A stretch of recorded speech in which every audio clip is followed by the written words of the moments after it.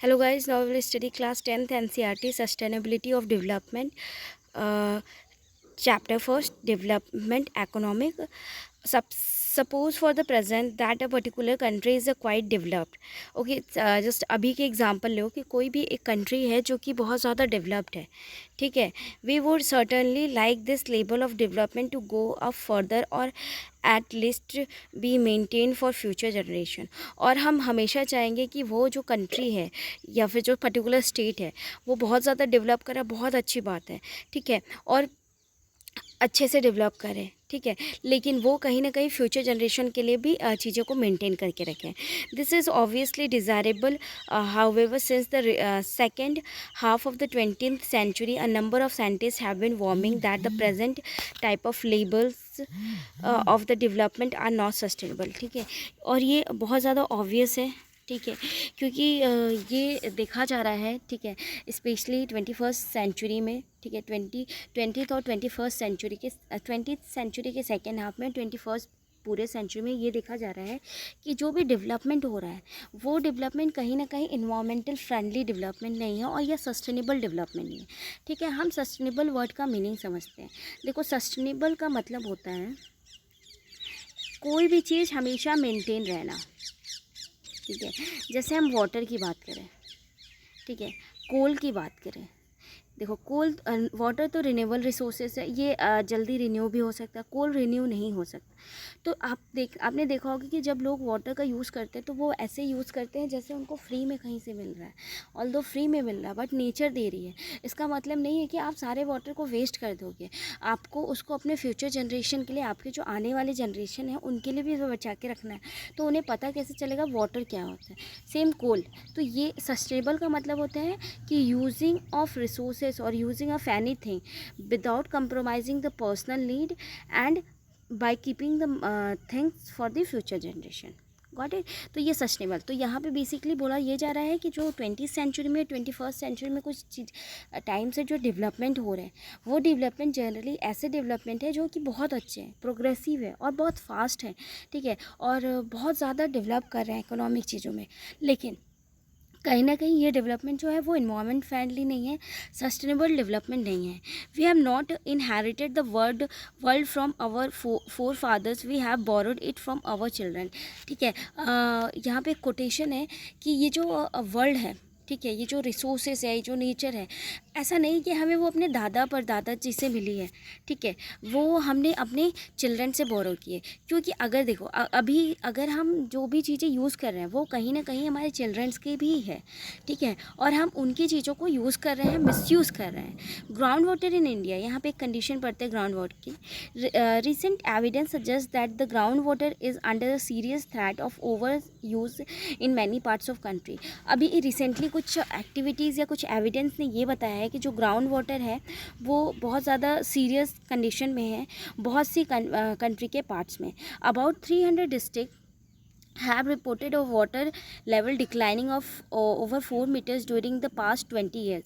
बोला जाता है कि कम से कम 300 डिस्ट्रिक्ट ने ये रिपोर्ट किया है कि जो वाटर लेवल है वो 4 मीटर से ज़्यादा डिक्लाइन कर रहा है पिछले 20 साल से. Nearly 1/3 of country is over using their ground water reserve. ठीक है, कम से कम 1/3 जो कंट्री है वो पानी को और जो ग्राउंड वाटर है उसको ओवर यूज़ कर रही है.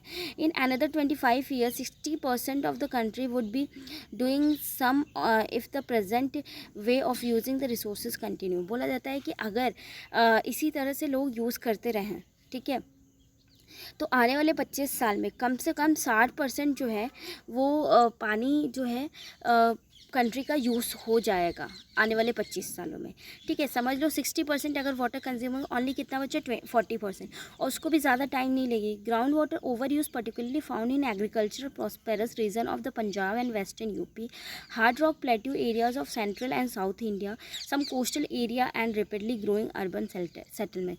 बोला जाता है जो ग्राउंड वाटर का ओवर यूज़ किया जाता है वो कुछ कुछ एरिया में पाया गया है, जैसे कि ऐसे एरिया में जहाँ के एग्रीकल्चर बहुत ज़्यादा होता है. ठीक है, जैसे कि एग्रीकल्चर बहुत ज़्यादा होता है, मान के चलो पंजाब हो गया, वेस्टर्न यूपी हो गया, ठीक है, और या तो हार्ड रॉक प्लेट्यू में जो कि सेंट्रल पार्ट है इंडिया का, और साउथ इंडिया में कोस्टल एरियाज़ में जो, या फिर ऐसे एरिया में जहाँ पे ग्रोथ बहुत ज़्यादा हो रही है अर्बन पॉपुलेशन की, अर्बन एरियाज़ की, ठीक है। तो ऐसे एरियाज़ में क्या होते हैं कि जो ground water depletion, water level है उसका डिप्लीशन बहुत ज़्यादा हाई रेट से हो रहा है, ठीक है। तो यहाँ पे क्वेश्चन है, why ground water is over use, क्यों ग्राउंड वाटर को ओवर यूज़ किया जाता है।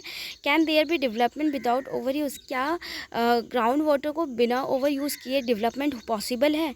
नाउ यहाँ पे हम पढ़ते हैं, ground water is an example of renewable resources. जैसे कि मैंने आपको बताया था कि ग्राउंड वाटर क्या है, एक रिन्यूएबल रिसोर्सेज का सोर्स है। अब देखो, आपने रिन्यूएबल या नॉन रिन्यूएबल पढ़ा है तो बेटर, नहीं पढ़ा है तो मैं आपको यहाँ पे क्विक रिवीजन बताती हूँ। देखो, रिन्यूएबल का मतलब होता है ऐसी चीज़ जिसको हम ईजिली रिन्यू कर सकते हैं।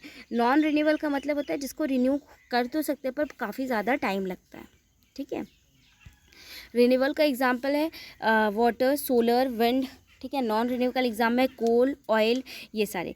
This resources are replenished by nature as in the case of crops and plantation, ठीक है। ये जो रिसोर्सेज है, जो रिन्यूएबल रिसोर्सेज होते हैं, ये बेसिकली नेचर के द्वारा फिर से बन जाता है, जल्दी आ जाता है, जस्ट लाइक क्रॉप्स और प्लांट होते हैं। However even this resources may be over use, लेकिन ये रिसोर्सेज भी ओवर यूज हो रहे हैं। For example, in case of ground water, if we use more than what is being replenished by rain, then we would be over using this resources, ठीक है। एक तरह से हम मानते हैं कि ग्राउंड वाटर जो होता है वो हम कहीं से ला के नहीं दे रहे हैं, वो नेचर ही हमें दे रही है, रेन ही दे रही है। लेकिन एग्जांपल मानो कि पर्टिकुलर रेनी सीज़न में बारिश कम हुई या इतनी बारिश नहीं हुई जितना ग्राउंड वाटर को यूज़ किया जा रहा है पूरे समर सीज़न में, विंटर सीज़न और बाकी सीज़न में, तो ऑब्वियसली यहाँ पे तो ओवर यूज़ हो गया ना। Non renewable resources are those which will get exhausted after years of use. Non renewable resources वो होते हैं जो कि एग्जॉस्ट हो जाएंगे कुछ सालों के यूज़ करने के बाद। We have a fixed stock on earth which can not be replenished. मान लो कि हमारे अर्थ पे कुछ चीज़ें फिक्स्ड हैं, ठीक है, जो कि रिप्लेनिस्ड नहीं की जा सकती हैं। We do discover new resources that we did not know of earlier. और हमने कुछ न्यू रिसोर्सेज डिस्कवर किए हैं जो कि पहले स्टार्टिंग से नेचर नहीं दे रहा था या फिर थी तो हमें पता नहीं था। New sources is this way add to the stock, और न्यू सोर्सेज ने ही कुछ स्टॉक को ऐड किया है।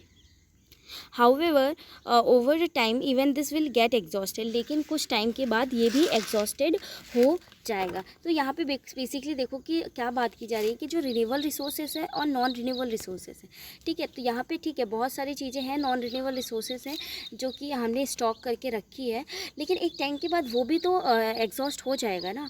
For example, crude oil that we extract from the earth is non renewable resources.